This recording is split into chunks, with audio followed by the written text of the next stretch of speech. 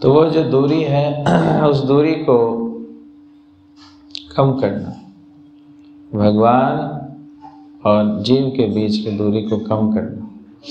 जितना दूरी बढ़ता है उतना हम भौतिक संसार में हम फंसते हैं, डिस्टेंस। तो ये जो भौतिक जगत है वो ऐसे जीवों के लिए बनाया गया है जो कि भगवान से दूर है, और जो भगवान के नज़दीक हैं उनके लिए आध्यात्मिक जगत बनाया गया। तो मनुष्य देह का जो उद्देश्य है वो इसी दूरी को कम करना, डिस्टेंस को कम करना। तो एक तरफ से भगवान सबसे नज़दीक भी है और सबसे दूर भी है। नज़दीक किस प्रकार से है कि हमारे साथ ही रहते हैं, आत्मा और परमात्मा, जीवात्मा और भगवान इकट्ठे ही हैं, दूर दूर नहीं है। उपनिषदों में भी कहा गया है कि जिस प्रकार से एक वृक्ष में दो पक्षी होते हैं, एक पक्षी जो है वो फल को खाता है और दूसरा पक्षी जो है उसको देखता है, वो दृष्टा है, अनुमंदा है। उसी प्रकार से जीव जो है अपने कर्मों के फल को भोगता है और भगवान उसको देखते हैं, सैंक्शनिंग अथॉरिटी है। तो नज़दीक भी है और दूर भी है। दूर कैसे है? जब जीव जो है वो भगवान से विमुख हो जाता है। हम 36 लिखते हैं, 36। तो 3 और 6 नज़दीक भी है और दूर भी है। तो 3 का फेस जो है वो 6 के फेस से उल्टा डायरेक्शन में। तो भगवान अपने भक्तों के लिए तो सदैव, जीव के लिए हमेशा वो तैयार रहते हैं, लेकिन जीव अपनी स्वतंत्र इच्छा के कारण, अपने इंडिपेंडेंट फ्री विल के कारण इसका दुरुपयोग करके भगवान से विमुख रहना चाहता है। तो मनुष्य देह का उद्देश्य, जिस जीवात्मा को मानव शरीर प्राप्त होता है, उसका उद्देश्य क्या है? इसी दूरी को कम करना, इसी विमुखता को कम करना, इस डायरेक्शन को, जो उल्टा डायरेक्शन है, 180 डिग्री यू टर्न लेना और कुछ नहीं करना, बस यू टर्न लेना। कृष्णा वही है, दूर नहीं है, बस यू टर्न की देरी है। जैसे हम समझ जाते हैं कि भगवान हमारे सबसे नज़दीक है और दूर नहीं है, तो भगवान हमें प्राप्त हो जाते हैं। तो इसलिए इस श्लोक में कुंती महारानी इसी बात को कह रही है कि मैं आपको प्रणाम करती हूँ। कुंती वाच नमस्ये, नमस्ये का मतलब मेरा नमस्कार है। पुरुषम, भगवान जो है वह परम पुरुष है। पुरुष का मतलब क्या है? कि जो भोग करते हैं, प्रकृति और पुरुष। पुरुष जो है भोगता है और प्रकृति जो है वो भोग्य है। भगवान जो है परम पुरुष है और जीवात्मा जो है वो भोग्य है। जब जीवात्मा यह समझने लगता है कि मैं भी पुरुष हूँ, तब उसके दुखों की श्रृंखला वहीं से शुरू हो जाती है। वास्तविक रूप से कोई भी पुरुष नहीं है ना? सभी प्रकृति है। चैतन्य महाप्रभु प्रकृति सबको एड्रेस करते थे, कैसे प्रकृति। और यहाँ माता लोग हैं, उनको भी प्रकृति बोलते थे।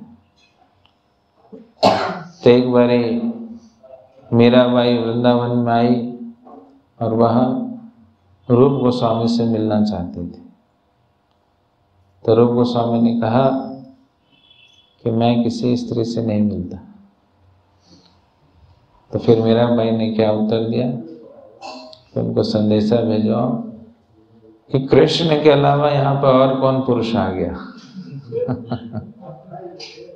कृष्णा इज द ओनली पुरुष। भगवान ही एकमात्र पुरुष है और बाकी सब क्या है? प्रकृति है। चाहे कोई पुरुष के शरीर में क्यों ना हो, लेकिन वह भी प्रकृति है, और चाहे कोई स्त्री के शरीर में क्यों ना हो, वो भी प्रकृति है।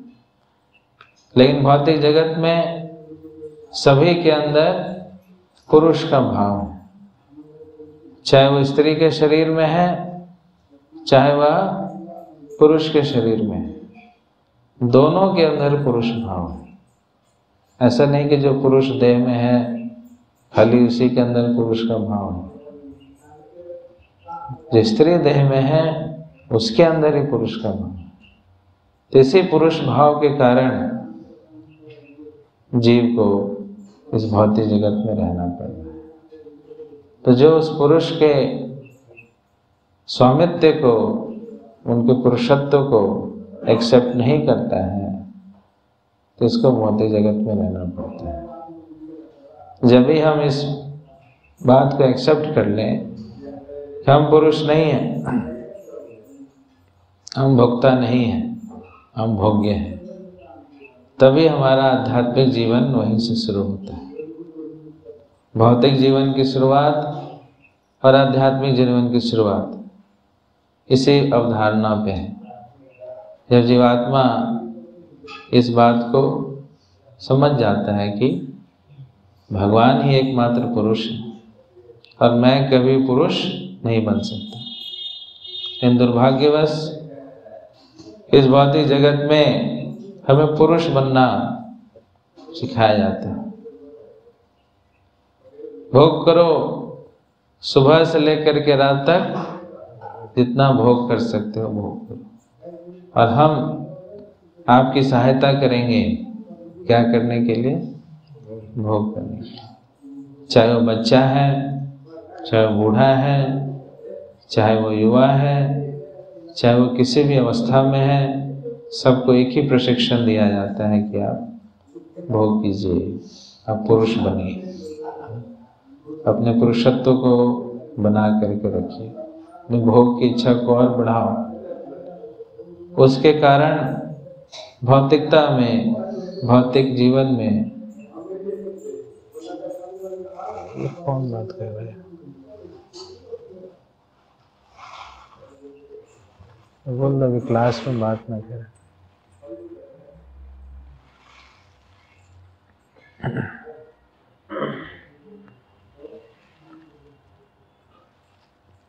उसके कारण वो इस चक्र में और फंसता चला जाता है। और ये जो स्पाइरल विंड है ना, स्पाइरलिंग डाउन, स्पाइरलिंग अप होता है, स्पाइरलिंग डाउन होता है। तो स्पाइरलिंग डाउन का भी कोई अंत नहीं है और स्पाइरलिंग अप का भी कोई अंत नहीं है। सो प्लस इन्फिनिटी होता है और माइनस इन्फिनिटी होता है। तो माइनस इन्फिनिटी का भी कोई अंत नहीं है। एक बार कोई गिरता गिरता गिरता गिरता गिरता गिरता गिरता कहाँ कितना नीचे जाएगा उसका भी कोई अंत नहीं है। और ऊपर उड़ता उड़ता उड़ता उड़ता उड़ता उड़ता वो कितना ऊपर जा सकता है उसका भी कोई अंत नहीं है। लेकिन चैतन्य महाप्रभु कहते हैं शास्त्रम में, आनंदम अम्बुधि वर्धनम, ये आनंद की जो अम्बुधि है वो वर्धनम, वो बढ़ती रहती है, इसका भी कोई अंत नहीं है। और दुखों का भी कोई अंत नहीं है ना। बार देखते ना, अरे ये भी दुख आ गया, वो भी दुख आ गया, ये भी परेशानी, वो भी परेशानी, उसका भी कोई अंत नहीं है और आनंद का भी कोई अंत नहीं है। तो जब इस बात को व्यक्ति भोक्ता के भाव में रहेगा तो उसके दुखों का कोई अंत नहीं है, वो हमेशा परेशान ही रहेगा। चाहे आप उसको कुछ भी कितना भी क्यों ना दे दो, वो हमेशा कैसा है? दुखी आत्मा, ऑलवेज क्राइंग, ऑलवेज ये नहीं मिला, वो नहीं मिला, ऐसा हो गया, उसने ऐसा बोल दिया, ये कर दिया, वो कर दिया, इसके वजह से, उसकी वजह से, बारिश ज़्यादा हो गई, ठंड हो गया, पैर दुख रहा है, नाक टेढ़ा हो गया, है कि हमेशा वो परेशान ही रहेगा। शरीर में थोड़ा भी कुछ हो गया वो परेशान। क्यों? शरीर से भोग करना था, अब क्या होगा? तो भोग कर ही नहीं सकते। मौसम खराब हो गया, भोग कर ही नहीं सकते। पेट साफ नहीं हो रहा, भोग कर ही नहीं सकते। कोई ठीक से बात नहीं कर रहा, भोग कर ही नहीं सकते। कुछ भी उसके लिए भोग के प्रतिकूल अवस्था दिखेगी तो परेशान हो जाएगा।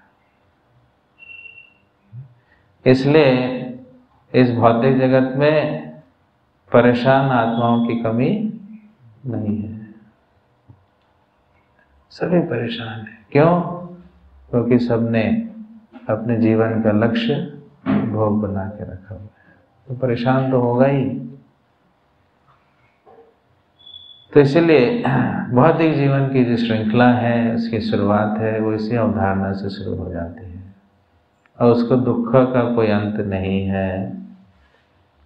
तो लोग उनकी इच्छाओं को पूरा करने में पूरा जीवन निकाल देते हैं, फिर भी कुछ नहीं होता है।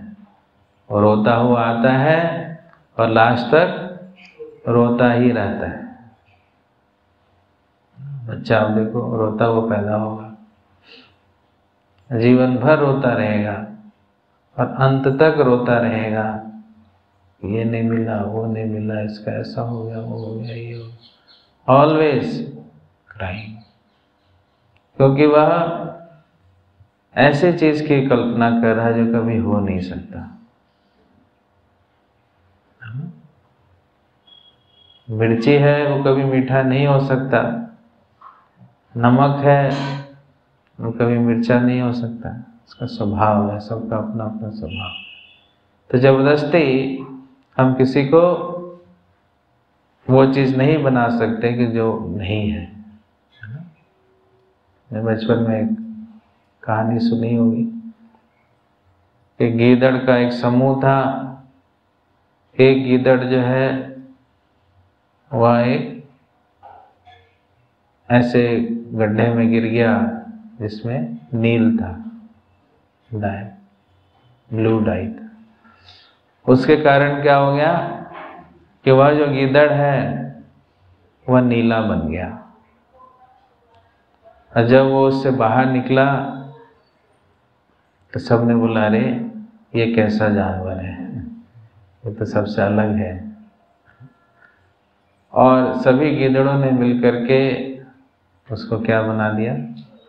गीदड़ों का राजा, किंग बन गया।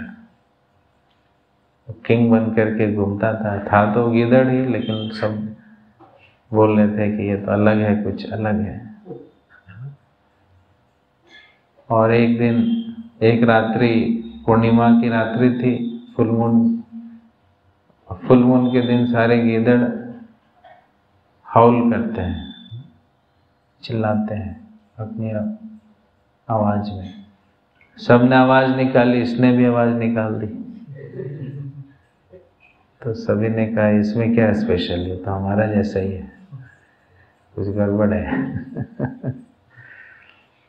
तो कितना भी उसको ब्लू डाई से पेंट कर दो, गीदड़ तो गीदड़ ही रहेगा, है ना। तो वैसे कितना भी किसी को राजा बना दो, कुछ पहना दो, कुछ खिला दो, उसका भाव तो हमेशा एक ही रहेगा, सेवा का। तो चेंज नहीं हो सकता, उसको जबरदस्ती हम भोक्ता नहीं बना सकते। तो यह जो प्रशिक्षण है, भोक्ता प्रशिक्षण, वो बहुत ही डेट्रीमेंटल है। तो इसलिए प्रभुपाद जी कहते हैं कि हमारे स्कूल, कॉलेज, यूनिवर्सिटी, ये सब स्लॉटर हाउसेज हैं, ये सब कसाई खाने के जैसे हैं। इस सब की हत्या की जा रही है, क्या सिखा करके? भोक्ता की भावना को बढ़ा करके।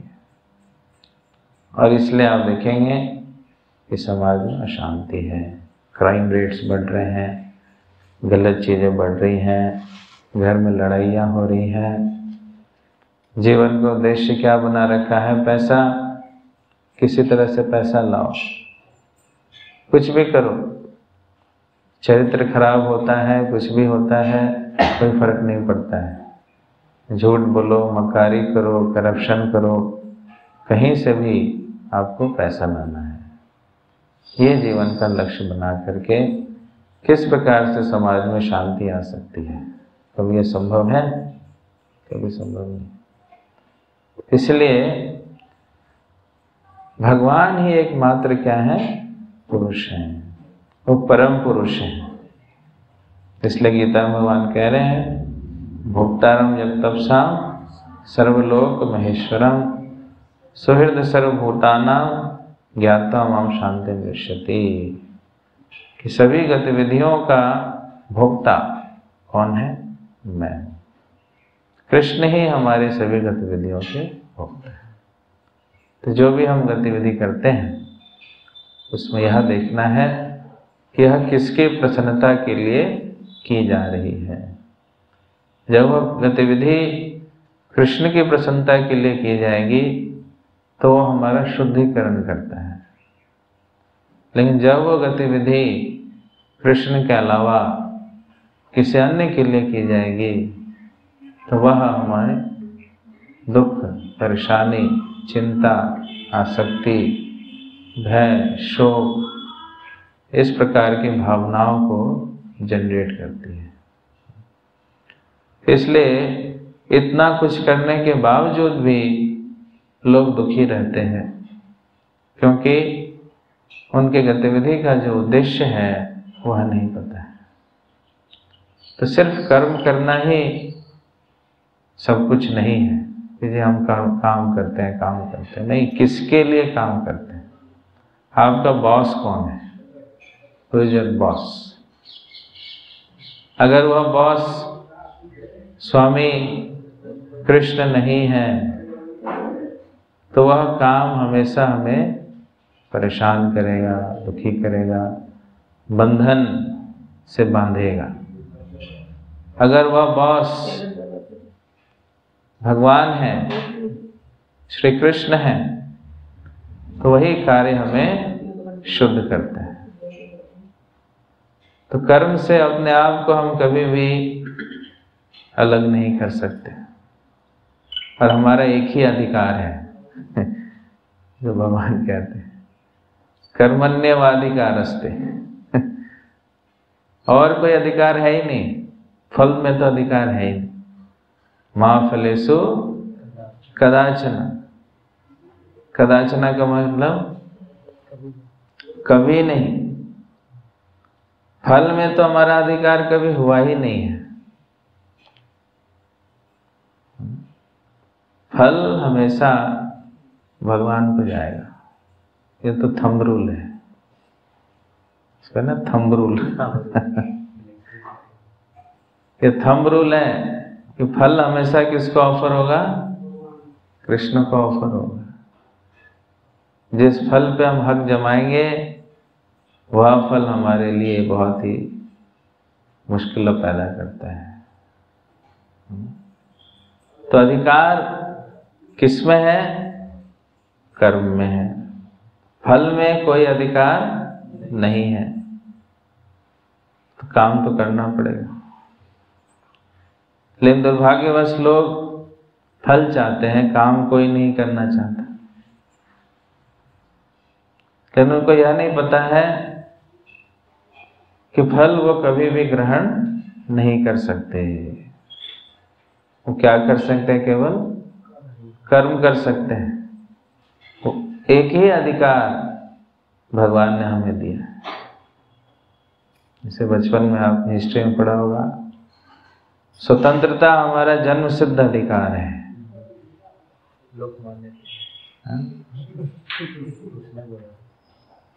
स्वतंत्रता हमारा जन्म सिद्ध अधिकार है, इंडिपेंडेंट। तो इंडिपेंडेंट मेंटालिटी लोगों के अंदर कितना है? स्वतंत्रता किस प्रकार की स्वतंत्रता? वास्तविक रूप से हम सब परतंत्र हैं, स्वतंत्र नहीं रह सकते, सदैव परतंत्र है। ये मौसम खराब है, कुछ अब कर क्या सकते हो? स्वतंत्र होकर दिखाओ, कुछ कर सकते हैं क्या? कुछ नहीं कर सकते।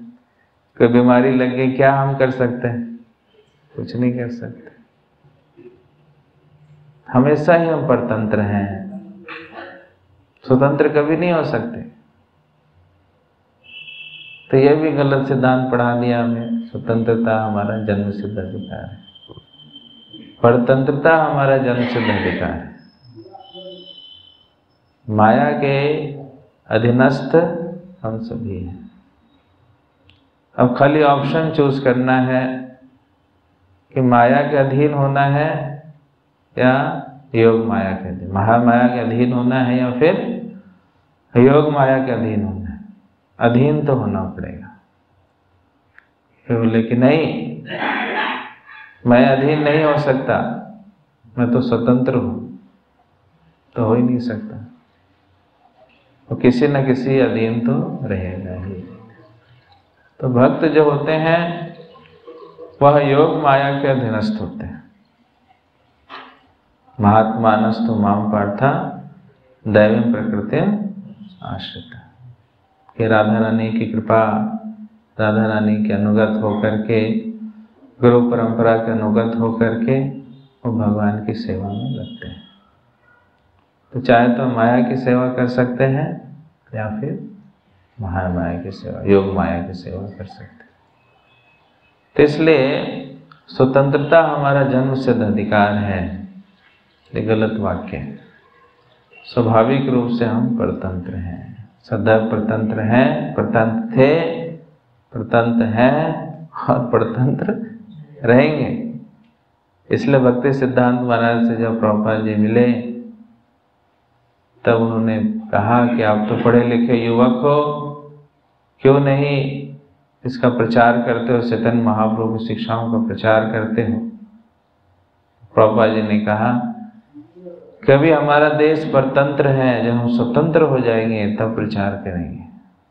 तो भक्ति सिद्धांत महाराज ने कहा इट डजंट मैटर, तो कोई मैटर नहीं करता, सभी परतंत्र ही हैं, माया के अधीन सभी हैं। तो वास्तविक रूप से हम सब परतंत्र हैं। तो अधिकार हमारा एक ही दिया गया है, वह क्या है? कर्म का।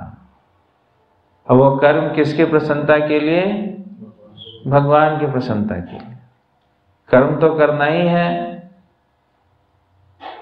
गीता में भगवान कह रहे हैं कोई भी ऐसा क्षण नहीं है जिसमें हम कोई कर्म नहीं करते हैं। कोई कहेगा कि हम सोते हैं, सोते समय भी हम क्या कर्म करते हैं? करते हैं नहीं करते? सोते समय भी कर्म कर रहे हैं। सांस लेते हैं, नाक बंद करके तो नहीं सोते हैं, है ना? सांस चलता है, कोई सोते वक्त किसी का नाक बंद कर दे तो क्या होगा? राम नाम सत्य हो जाएगा। सांस चल रहा है, कर्म तो हो रहा है ना? वो भी एक प्रकार का कर्म है। हमारा पेट कुछ काम कर रहा है, हमने जो रात में खाया वो डाइजेस्ट हो रहा है, लेकिन वो भी कर्म चल रहा है अंदर, लेकिन फिर हमारा मन जो है वो एक्टिव है। मन से भी कई चीजें हम जनरेट कर रहे हैं।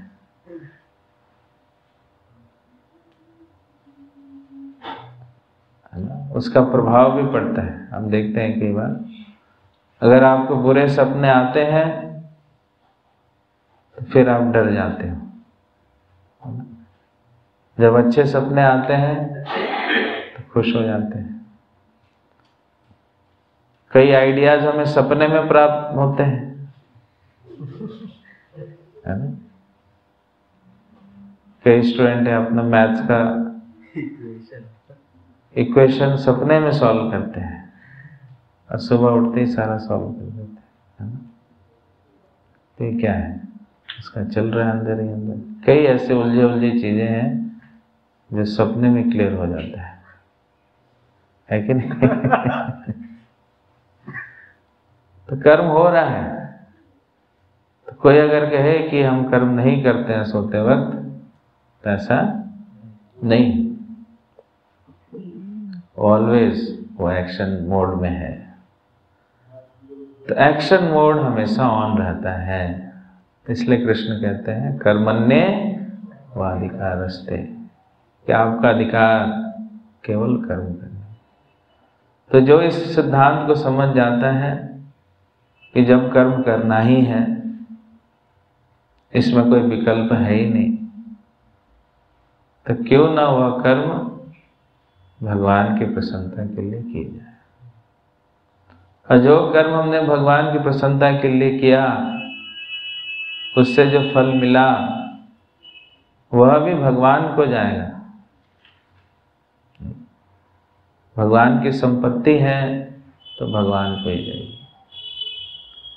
सरकारी ऑफिस में कोई कार्य करता है तो जो भी उसके पास आता है वो सब सरकार को जाता है। कोई मान लो बैंक का कैशियर है, उसको नोट गिनने का सेवा दिया गया है और दिन भर में 1 करोड़ नोट गिनता है, लेकिन उसके जेब में एक भी नोट नहीं जाएगा। तो खाली गिनती करेगा, तो देखेगा, लेकिन एक नोट भी वो जेब में नहीं डाल सकता। जो बैंक में जॉब करते हैं वो जब जाते हैं अंदर, उनकी पूरी तलाशी होती है, और जब बाहर आते हैं तो भी उनकी पूरी तलाशी होती है कि कहीं ये नोट जेब में तो नहीं डालना है कि?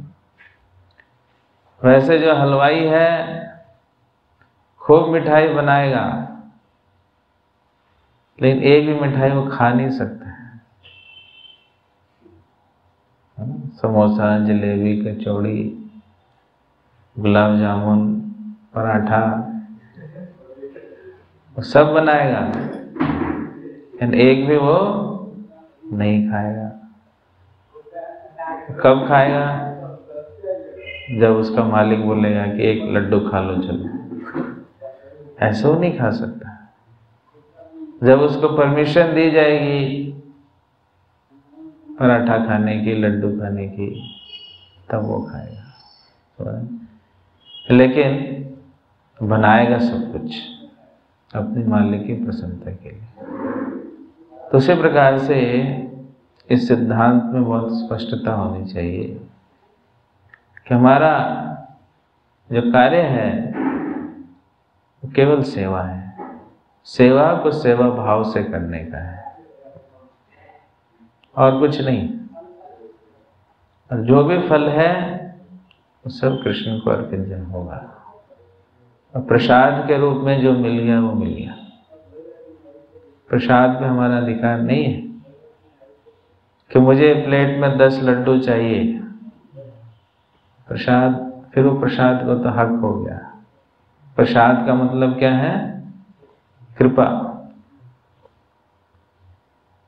कि जो ऊपर वाला दे दिया वही सब कुछ है। अब बोले नहीं, इतना नहीं मुझे, और उसकी प्लेट में 2 पराठे और मेरी प्लेट में आधा। ये कैसा इंसाफ है? आपने उसको 2 क्यों दिया, मुझे आधा क्यों दिया? ये नहीं बोल सकते। जो प्रसाद में जितना मिल गया उतना अच्छा। तो ये चीज हर एक सेवा में लागू होती है। आप बुक डिस्ट्रीब्यूशन करने जाते हो, किसी का 10,000 का डिस्ट्रीब्यूशन होता है और किसी का 100 रुपए का होता है। दोनों ने इक्वल मेहनत किया, दोनों ने पूरी जान लगाई, दोनों ने उतना ही भागम दौड़ किया। किसी को 100 रुपए का हुआ और किसी का 10,000 का हो गया। तो आप ये नहीं बोल सकते अरे उसका क्यों हो गया 10,000 का, तो उससे कंपेयर नहीं करना चाहिए। हमारा अधिकार केवल किसमें है? कर्म, बुक डिस्ट्रीब्यूशन का। तो कोई ज़्यादा कलेक्ट कर लेता है, कोई कम करता है, तो उससे कंपेयर नहीं करता। समझ आ रहा है? उससे परेशान नहीं होना। जैसे एक बारी एक गुरुजी के 2 शिष्य थे। गुरुजी ने दोनों को सेवा दिया पैर दबाने का। तो एक शिष्य को राइट पैर मिला और दूसरे शिष्य को लेफ्ट। तो जब वो पैर दबा रहे थे, राइट वाला थोड़ा अच्छा दबा रहा था, लेफ्ट वाला थोड़ा मतलब ठीक ठाक दबा रहा था। तो गुरुजी ने बोल दिया राइट वाले की सेवा अच्छी हो रही है, लेफ्ट वाले को क्या हो गया? ईर्ष्या। बोला अच्छा। और उसने राइट पैर में चोट मारना शुरू कर दिया, पिन मारने लगा, चुटी काटने लगा, कैसे कैसे हो गया कि इसकी तारीफ हो रही है ना? तो गुरु जी को क्या मिला? कष्ट मिला उसकी ईर्ष्या के कारण। तो यह भी कई बार देखा जाता है। मिलकर के सेवा करने का मतलब है अल्टीमेटली गुरु की प्रसन्नता। कम्युलेटिव इफेक्ट क्या है इसका, वो देखना चाहिए। यह नहीं कि वो अच्छा सेवा कर रहा है तो इसको कट करो थोड़ा, वो आगे भाग रहा है तो उसके आगे थोड़ा पैर लगा दो, लंगड़ी लगा दो, उससे क्या होगा? वो गिर जाएगा। तो उससे ओवरऑल इफेक्ट क्या हो रहा है? ओवरऑल नुकसान हो रहा है। उससे गुरु प्रसन्न हो रहे हैं या अप्रसन्न हो रहे हैं? अप्रसन्न। तो ओवरऑल हमें देखना चाहिए कि जो अच्छे सेवा करता है उसे हमें और उत्साहित करना है या हतोत्साहित करना है? क्या करना चाहिए? उत्साहित या हतोत्साहित? उत्साहित कि बहुत अच्छा। हतोत्साहित नहीं कुछ कटाक्ष बोल करके हाँ प्रभु आपका तो किस्मत तेज है आपकी, आपका तो भाग्य, हमारा तो खराब चल रहा है, आपके अच्छे दिन हमारे बुरे दिन।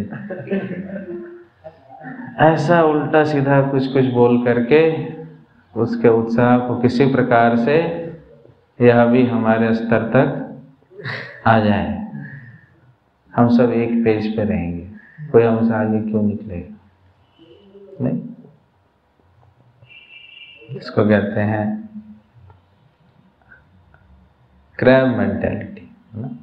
पापा जी उदाहरण देते थे कि एक बाउल के अंदर 3-4 क्रैब रखो, बाउल खुला है, सारे क्रैब बाहर निकल सकते हैं, लेकिन कोई भी क्रैब बाहर नहीं निकल पाता है। क्यों? क्योंकि एक क्रैब जब ऊपर, एक केकड़ा ऊपर जाता है, दूसरा उसका टांग खींच देता है, वो नीचे आ गया, फिर दूसरा ऊपर जाता है, फिर टांग खींच देता है, कोई नहीं निकल पाता है उससे बाहर, उसी में अंदर रह जाता है। तो यह देखना है कि हम सबको उस बाउल से बाहर निकलना है, इस भौतिक जगत से बाहर निकलना है। एक दूसरे का टांग खींच करके इकट्ठे खुश हो रहे हैं कि चलो तू भी नहीं गया, मैं भी नहीं गया, बढ़िया है, सब इकट्ठे रह रहे हैं। तो ये मानसिकता ठीक नहीं, एक दूसरे का उत्साह बढ़ाना है। तुम आगे निकलो, मैं तुम्हें पीछे से धक्का,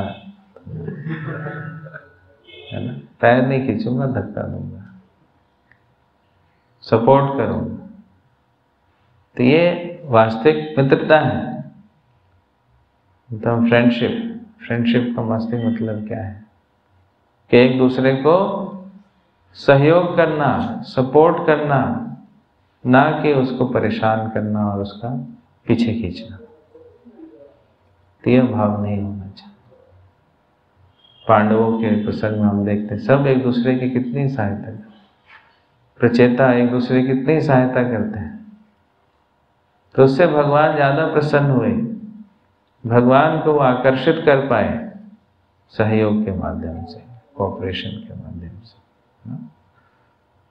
तो यहाँ पर पुरुष शब्द जो है वो कृष्ण के लिए है, और आद्यम सबसे आदि है, उन्हीं से सब कुछ उद्भूत हुआ है। कुछ लोग प्रश्न पूछते हैं कि भगवान के स्रोत कौन है, भगवान कहाँ से आए, उनके स्रोत कौन है? तो उनका कोई स्रोत नहीं है, वो आदि पुरुष है। अगर उनका भी कोई स्रोत है तो जो स्रोत है फिर वही भगवान है। जहां से शुरुआत हुआ है आदि बिगनिंग, वह कृष्ण है। अहम सर्वस्व प्रभो मतः सर्वं प्रवर्तते इति मत्वा भजन्ते मां बुधा भाव समन्विता। कि मुझसे ही सब कुछ उद्भूत हुआ है, तो भगवान ही आदि है, वह आदि पुरुष है। ईश्वरम परम नियंता है, प्रकृति है परम, इस भौतिक जगत से वो परे हैं, इस भौतिक जगत के नहीं है। उन्होंने भौतिक जगत बनाया है लेकिन वो भौतिक जगत के परे हैं, वो डिफरेंट है। उन्होंने क्रिएट किया है लेकिन वो इस भौतिक जगत के नहीं है, वो परे हैं, इससे बियॉन्ड है, ट्रांसेंडेंटल, अलक्ष्य है। वो ऐसे दिखलाई नहीं देते हैं, वो सभी जगह विद्यमान है लेकिन ऐसे दिखलाई नहीं देते। किसको दिखलाई देंगे?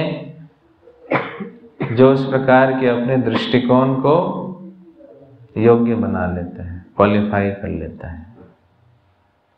प्रेमांजन छोरित भक्ति विलोचनेन संता सदैव हृदयेषु विलोकयन्ति।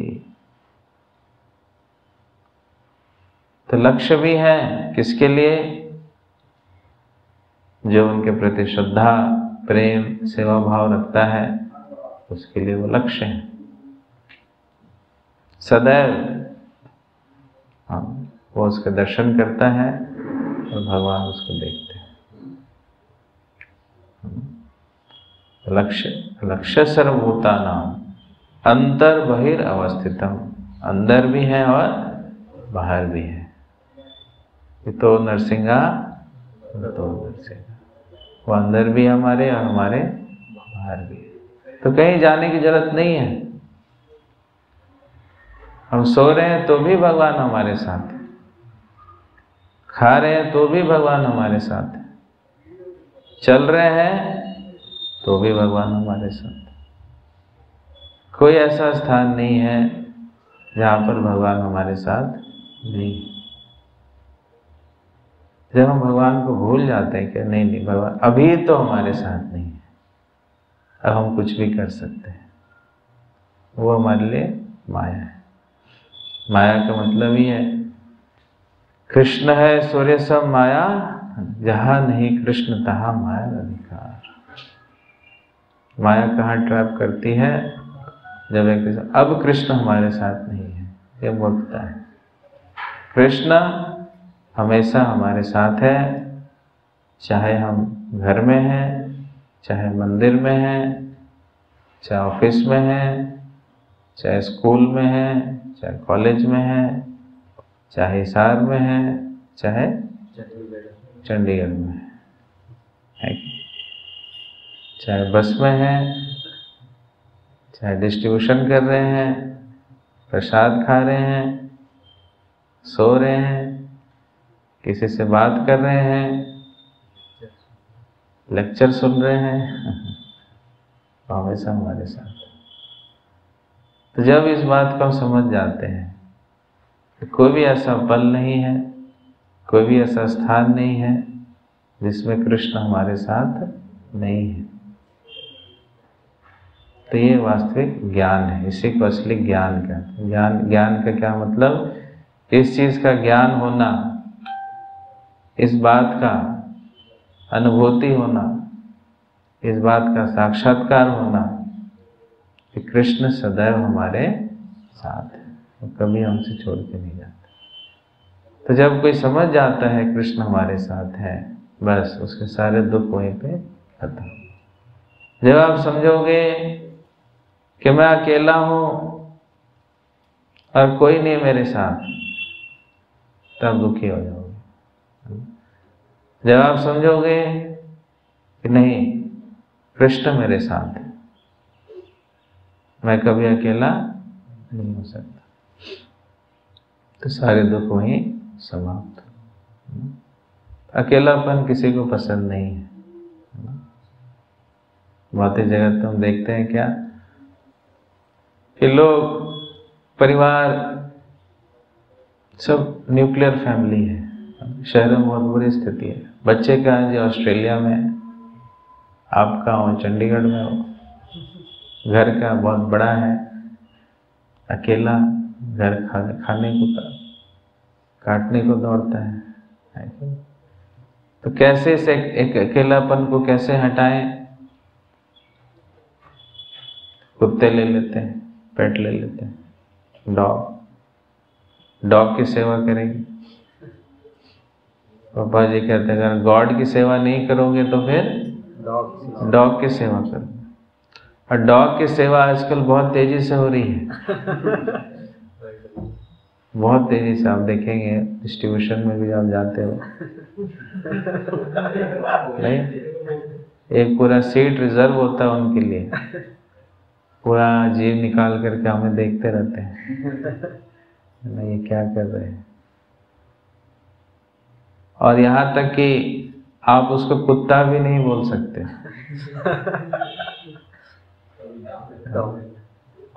अगर आप कुत्ता बोल दोगे तो आप पे केस भी हो सकता है। कुत्ते के आप कुत्ता नहीं बोल सकते। इसलिए बोलते हैं कि मेरे कुत्ते को कुत्ता बोल दिया तो मेरे घर में मत आना। इस बात को ध्यान रखना, तभी आना मेरे घर पे। You can't speak dog a dog, है कि नहीं?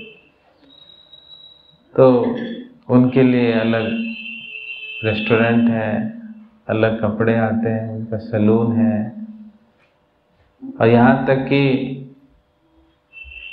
उनका जायदाद भी है कि लोग अपना विल पे नाम लिख के जाते हैं कि ये जो प्रॉपर्टी होगी ये इस कुत्ते की होगी। कितना अटैचमेंट हो चुका है लोगों का। भगवान से अटैचमेंट नहीं कर पा रहे हैं, कुत्ते से कर रहे हैं। तो निश्चित रूप से वो अपना अगला जन्म इंश्योर कर रहे हैं कि वो भी क्या बनेंगे? हाँ, वही बनेंगे। उससे इतना आसक्त है। जहाँ आसक्ति होती है व्यक्ति वैसा ही बन जाता है। भगवान से आसक्ति होगी तो भगवान के पास जाएंगे, कुत्ते से आसक्ति होगी तो कुत्ते के पास जाएंगे, कुत्तों के बीच में घूमेंगे। भगवान से आसक्ति होगी तो भक्तों के बीच में घूमेंगे। घूमना तो है ही, है ना? तो कौन सा घूमना अच्छा है? भक्तों के बीच में घूमना है, कुत्तों के बीच में नहीं। तो इसलिए भगवान जो है वह अंतर भी है और बाहर भी है, सभी जगह। तो ये बिगनिंग है, ये शुरुआत है। भगवान से तभी संबंध बनेगा जब आप समझोगे हमारे नजदीक है। हमेशा उसको दूर बिठा के रखोगे तो संबंध कहाँ से बनेगा, है ना? एक बच्चा का माता के साथ संबंध इतना घनिष्ठ क्यों होता है? क्योंकि माता अपने बच्चे को हमेशा पास में रखती है, तभी तो संबंध बनता है। दूर बिठा के रखेगा बच्चा तो क्या संबंध बनेगा?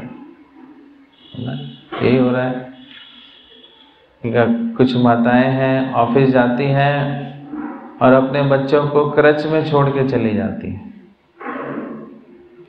तो उस बच्चे का माता के साथ कैसे संबंध बनेगा? क्रच की जो बाई है उसके साथ संबंध बन जाएगा, वो तो उसी को माँ समझेगा जो उसको खिला रही है ना? तो इसलिए भगवान को दूर रख करके अपना संबंध हम भाइयों के साथ बना लें,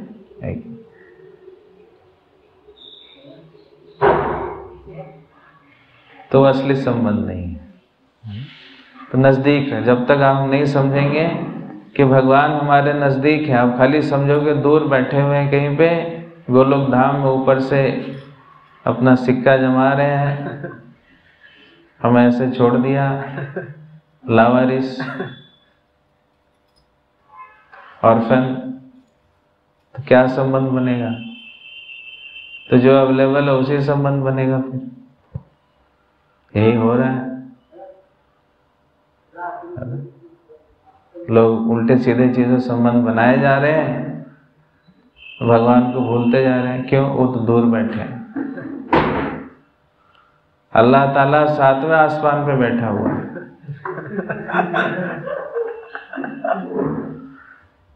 वो वहीं से हमें देख रहा है। हम जब जन्नत में जाएंगे तब अल्लाह ताला को देख पाएंगे, तभी तो नहीं है जन्नत में। तभी क्या दिख रहा है, चलो वही देख लो। यही प्रॉब्लम कि भक्ति में सिंसेरिटी नहीं आ पाती है, क्योंकि भगवान को हमने कहाँ बिठा दिया है? 7वें आसमान पे। वो उधर बैठे हुए हैं, वो देख रहे हैं, बहुत दूर है। क्या संबंध बनेगा? समझ आ रहा है? तो इसलिए यह श्लोक बहुत इंपॉर्टेंट है हमारे लिए। अलक्ष्यम वो लक्ष्य है, लेकिन अंतर बहिर अवस्थितम, तो अंदर भी है और बाहर भी है, दोनों बहुत नजदीक है। तो we have to develop, cultivate relationship with Krishna. तो उसके लिए पहला पायदान है कि इज वेरी नियर, दूर है और पास भी है। एक तो उपनिषद में कहा गया, दूर भी है और पास भी है। दूर वाला तो समझ आ गया, क्या समझ नहीं आया अभी तक? पास भी है, इज वेरी क्लोज, सबसे पास में है। तो जब हम इस बात को समझ जाएंगे तब हमारा भगवान के साथ एक घनिष्ठ संबंध बनेगा। जब तक वो संबंध नहीं बनेगा, हम किसी और के साथ संबंध बनाने के लिए प्रेरित रहेंगे। हरे कृष्णा कृष्णा कृष्णा हरे हरे, हरे राम राम राम हरे हरे। किसी कोई प्रश्न?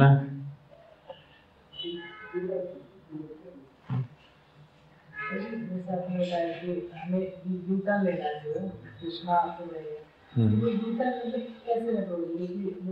ड्राइवर अच्छे से भक्ति आगे बढ़ने का है, तो कृष्णा से इतना स्ट्रॉन्ग प्रोटेक्शन है, तो माया की जो होता है बहुत तेजी से बढ़ता है। तो कभी फैमिली में अलग है। यू टर्न लेने का मतलब है कि आपके सामने भगवान हो, तभी वो यू टर्न है ना। अगर आपके सामने भगवान नहीं है तो फिर यू टर्न हुआ नहीं है। If you are seeing Krishna, then it's U turn. अगर आपको माया ही दिख रहा है, खाली भगवान दिख ही नहीं रहे, तो यू टर्न कहाँ हुआ? तो वही है, सेम पोजीशन। समझ रहे? तो आपको ऐसे अपने आप को ढालना है जिसमें आपको सदैव भगवान दिखे। अपने आप को, अपने माहौल को, अपनी मानसिकता को, अपने एसोसिएशन को इस तरह से टर्न लेना है यू ऑलवेज सी कृष्णा, तभी वो यू टर्न होगा ना। टर्न लेके भगवान ही तो दिखेंगे, टर्न पहले माया दिख रहा है, मतलब टर्न लिया ही नहीं, और तो भगवान पास में।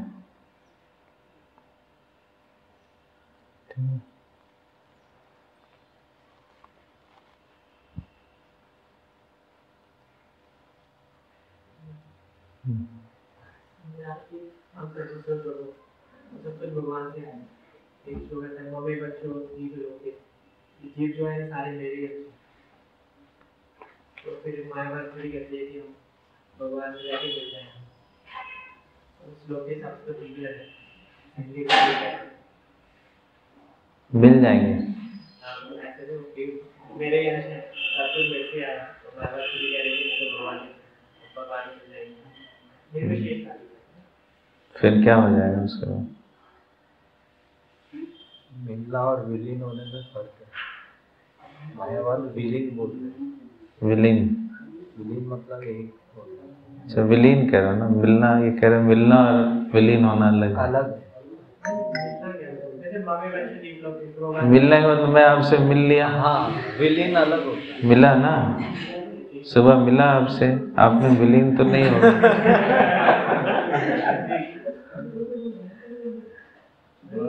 नहीं, अच्छा पकड़ा इन्होंने। विलीन होना मतलब अस्तित्व ही खत्म हो जाना। हाँ, मिलने में अस्तित्व खत्म नहीं होता। भगवान के कंधे पे आप चढ़ गए तो आपका अस्तित्व खत्म हो जाएगा। वो मिलना हुआ, हैंडशेक करो, कंधे पे चढ़ो, बातचीत करो।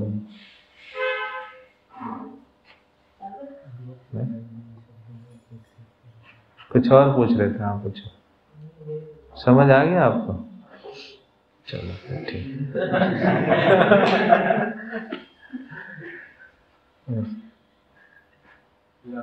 भगवान हर जगह साथ में रहते हैं, तो साथ में भगवान ऐसे तो प्रभुपाद जी प्रकट में कहते हैं परमात्मा के रूप में रहते हैं, कृष्ण वही कृष्ण ही है।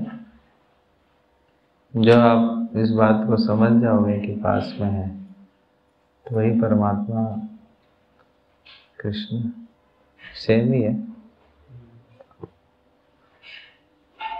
अलग अलग नहीं है। वही परमात्मा फिर कृष्ण बन जाएंगे।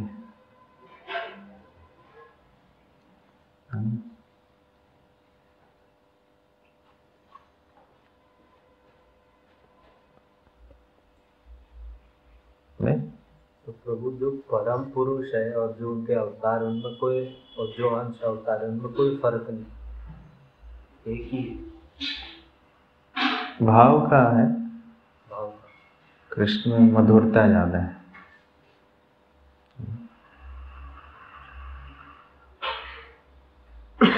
इसमें स्वीटनेस है। तो वही परमात्मा भक्त के लिए तुम्हारे हृदय सदा गोविंद विश्राम, वो फिर गोविंद बन जाएंगे। परमात्मा आपके लिए गोविंद बन जाएंगे, चतुर्भुज नहीं, श्याम सुंदर हो जाएंगे फिर।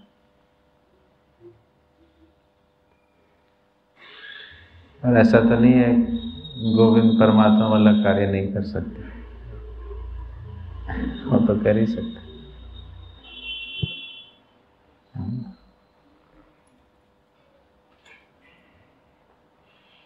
और ऐसा भी नहीं कि कृष्ण अपना विस्तार नहीं कर सकते, कि आपके हृदय में आगे तो और किसी के हृदय में नहीं जाएंगे। नहीं, गोपियां इतनी सारी थी, सबके साथ थे कृष्ण, सबके साथ रास किया, तो अनलिमिटेड है, कितना विस्तार करा लो। इसलिए हम सबके अपने अपने कृष्ण हैं, उनमें कोई वो नहीं है, छीना झपटी नहीं है, इनको मिल गया तो मुझे नहीं मिल सकता, ऐसा नहीं। Krishna is available to everyone, सबके अपने अपने कृष्ण हैं। तो इस बात से खुश हो, वैकेंसी कम नहीं है ऐसा। IAS का एग्जाम चल रहा है, 15 लाख का फेयर हो रहे हैं, 100 सीटें, तो इसलिए किसी से ईर्ष्या करने की जरूरत नहीं है। उसको कृष्ण मिल रहे हैं तो मुझे ही मिलेंगे, मेरे लिए है ये कृष्ण, बैठा है। तो परेशान नहीं होना कि अच्छा भक्त बन रहा है तो ले गया वो कृष्ण को उठा लिया ले गया, मेरा क्या होगा? वो अपना ले गया, अपना बनाओ, सबका अपना अपना है, क्या प्रॉब्लम? अपना अपना कृष्ण सब बताओ, परमात्मा को बनाओ कृष्ण। नहीं, इसमें कोई कंपटीशन नहीं है।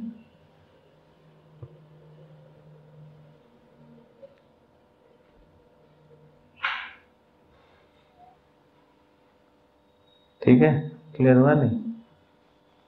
क्या हुआ? वही परमात्मा बना, हाँ वो तो बना सकते हैं ना, उनके लिए क्या है।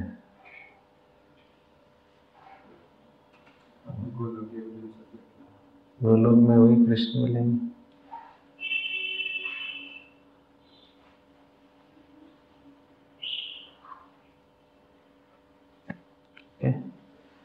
ग्रंथ श्रीमद् भागवतम की, जगत गुरु शिल प्रभुपाद की, अनंत कोटि।